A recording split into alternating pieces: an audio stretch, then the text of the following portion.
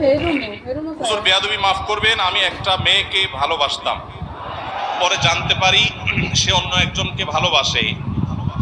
তাই ওই কথা জানার পর আমি খুব কষ্ট পাই এবং নেশার মধ্যে জড়িয়ে পড়ি। এখন আমার করণীয় কি? দেখুন, এই ধরনের প্রশ্নগুলো যখন আসে,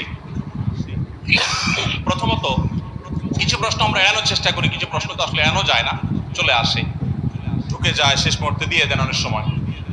দেখুন, এই প্রশ্নগুলোতে আমাদের হাসির উদ্রেক হতে পারে, কারণ একজন মুসলিম যুবক তার জানা থাকার কথা যে বিবাহ বহির্ভূত সম্পর্ক করা এটা হারাম। বীর পুরুষ বিয়ে করে, কাপুরুষ প্রেম করে। যে পুরুষের সাহস আছে, সৎ সাহস আছে, দুই নম্বরই করার ধান্দা নাই, মতলব খারাপ না, ইরিশ বিরিশ করে নিজের ধান্দা হাসিল করা মাকসাদ না, প্রতারণা করা মাকসাদ না, টাইম পাস করা উদ্দেশ্য না, সে তো বিবাহের প্রস্তাব নিয়ে যাবে বাগের বাচ্চার মতো।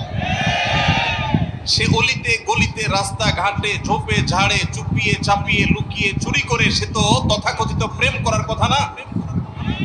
এটা তো কাপুরুষে করে, এটা তো চোরে করে, এটা তো দুই নম্বর যে সে করে। মনে রাখবেন, এক নম্বর ভালোবাসা, সত্যিকারের ভালোবাসা হয় স্বামী স্ত্রীর মধ্যে। আর বাতি যেগুলো হয় এগুলো আমি বলি প্রায় সময় বেশিরভাগই ফুচকা চটপটি খাওয়ার ধান্দা, চাইনিজ খাওয়ার ধান্দা, আর ছেলেদের হলো আকাম কুকাম করার ধান্দা। এই ধান্দায় পড়ে কত মেয়ের জীবন শেষ হয়েছে, কত ছেলে কত মেয়ে আত্মহত্যার পথে পা বেরিয়েছে, কত মানুষ দুঃখের সাগরে ডুবেছে, সেটা একমাত্র আল্লাহ তাআলা ভালো জানেন।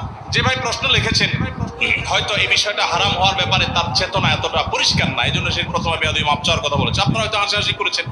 আমার কাছে এই প্রশ্নগুলো সবসময় হাসাহাসির কারণ নয়, অনেকের সিরিয়াস প্রশ্ন। যে ভাই প্রশ্ন করেছেন তাকে বলতে চাই বিনয়ের সাথে, ভাই আমার, প্রথম কথা হলো বিবাহ বহির্ভূত সম্পর্ক করার মধ্যে কোনো কল্যাণ নিহিত নাই। সাময়িক সুখ অনুভব হতে পারে, কিন্তু চূড়ান্ত সুখ আল্লাহ তাআলা হারামের মধ্যে রাখেন নাই। এজন্য আমি প্রায় সময় বলি, দেখুন ইসলাম কেন বৈবাহিক জীবনের কথা বলেছে, কেন বিবাহ বহির্ভূত সম্পর্ককে হারাম করেছে।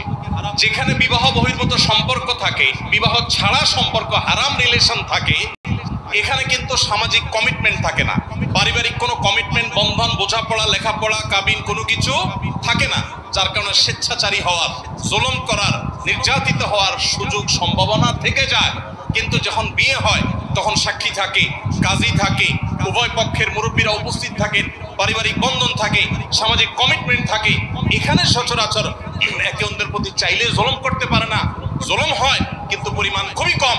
আর তথাকথিত বিবাহ বহির্ভূত তথাকথিত প্রেমের নামে যে অবৈধ সম্পর্ক হয়, এগুলোর বেশিরভাগই দেখবেন শুধুই টাইম পাস।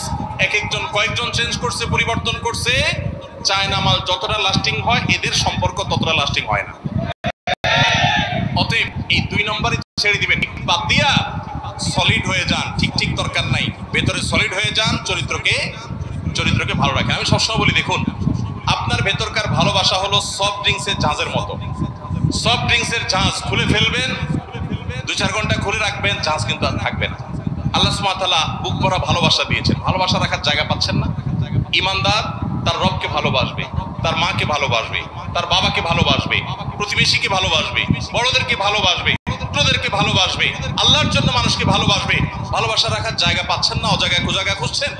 এরপর তার ভালোবাসা উজাড় করে দিয়ে তার স্ত্রীকে, বৈধ স্ত্রীকে, তার হালাল সঙ্গীকে সে তার ভালোবাসাকে নিবেদন করে। আর যারা রাস্তাঘাটে, স্কুলে, কলেজে, ইউনিভার্সিটিতে, মোড়ে মোড়ে, গলিতে অলিতে, চিপা চাপায় সে তার ভালোবাসা যেখানে সেখানে বিলায় বেড়াইছে, ভালোবাসা যেখানে সেখানে যত্র দিয়ে দিছে, এদের ওই সফট ড্রিঙ্কসের জাহাজের মতো ভালোবাসাটা কমতে কমতে একটা পর্যায়ে এগুলো যখন বিয়ে করবে তখন আর ভালোবাসা দেখবেন খুঁজে পাবেন, কারণ সব তো আগে শেষ করে ফেলছে। এখন দেখবেন যে সে ভালোবাসা আর নাই।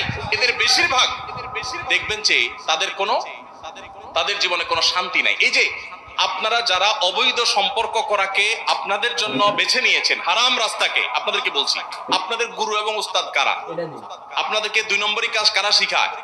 নাটক সিনেমাতে সারাদিন অভিনয় করে আপনাদেরকে বিভিন্ন অভিনেতারা শিখায়।